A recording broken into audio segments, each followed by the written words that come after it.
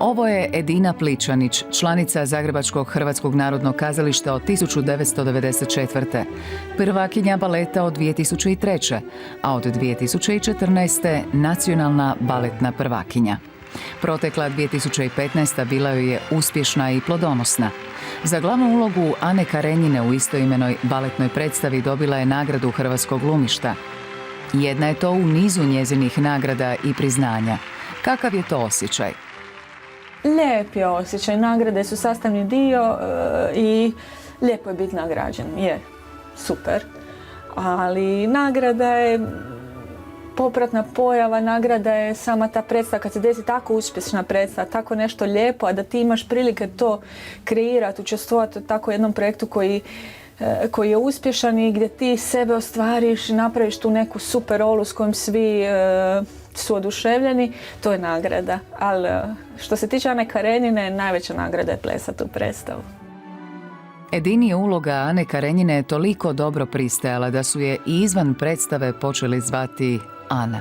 Potpuno sam se uživjela u rad, u proces, tu rolu strašno volim i bilo mi je divno već prije premijere, jedno tjedan dana, 10 dana kad sam već znala da sam dobru stvar napravila, krenule su generalne probe scenske, kad su već pokazali što me počeli i tehničari i ovako garderobijerke, ne znam, kolege kad su me prestali zvati mojim imenom, nek su me počeli zvati Ana. I onda sam znala, wow, kao nešto dobro sam napravila. Uz Anu Karenjinu najdraže baletne uloge su joj Julije u Romeu i Juliji te crne i bijele labudice u Labuđem jezeru. Budući da je po prirodi zaigrana, Edina je odlučila kostimirana u labudicu izaći iz kazališta na hladnu gradsku ulicu i pokazati se prolaznicima.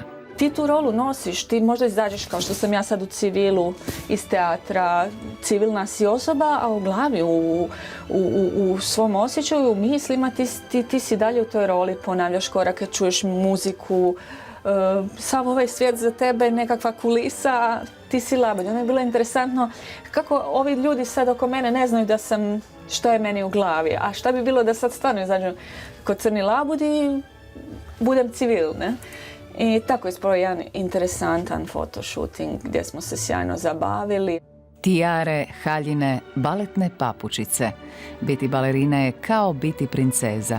Ipak, o princezastoj, bajkovitoj udaji u stvarnom životu, iako je zaljubljena, ne razmišlja. Toliko sam se puta na sceni udala, vidjela princa, zaljubila. Na generalnoj probi za balet Dama s kamelijama Edina je ozlijedila koljeno i križne ligamente. Nije je bilo na sceni godinu dana. Najgore što može snaći balerinu. No, unatoč tomu brzo se vratila na scenu. I evo je, osvaja nagrade. Oporavku je pomogla iznimna volja, njezina upornost, vjera u sebe, tvrdoglavost i rad. Jer iako je izgledom krhka i nježna poput porculanske figure, vrlo je snažna. Održava kondiciju i izvan kazališta.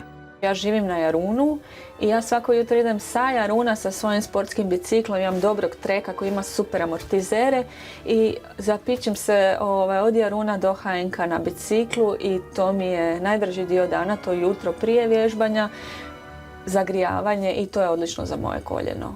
U kasnim je 30-ima, te jako vodi računa o zdravoj prehrani. U mlađoj životnoj fazi to nije bilo tako. Kad si klinac jedeš, trpaš se svim živim. Živjela sam na čokoladi dnevno, puno sam radila, mogla sam si priuštiti. A sad sa iskustvom i godinama osjećam da mi veća količina šećera šteti, da me boli tijelo od njega i jednostavno da nije dobro.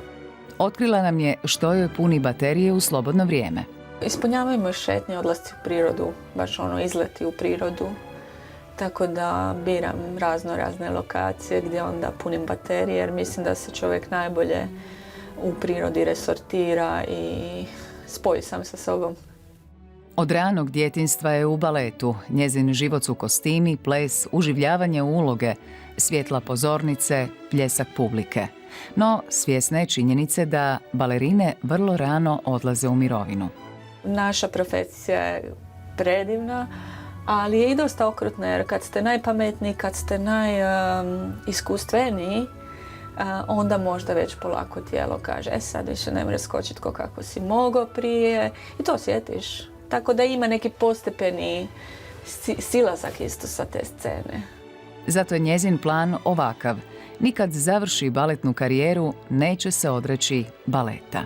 Sa svojim skupljenim iskustvom mislim da ću uvijek moći prenositi svoja znanja na bilo koji način, da li u radu sa mlađim plesačima, da li u koreografija me zanima. Mislim da ću uvijek biti kreativne prirode i veselim se tom nekom novom poglavlju. Svi u kazalištu vole ovu balerinu, kako i ne bi. Ne skida osmih s lica, smirena je i staložena. Nama je objasnila da nije sreća u prošlim uspjesima ili nekim budućim. Sreća je ovdje i sada.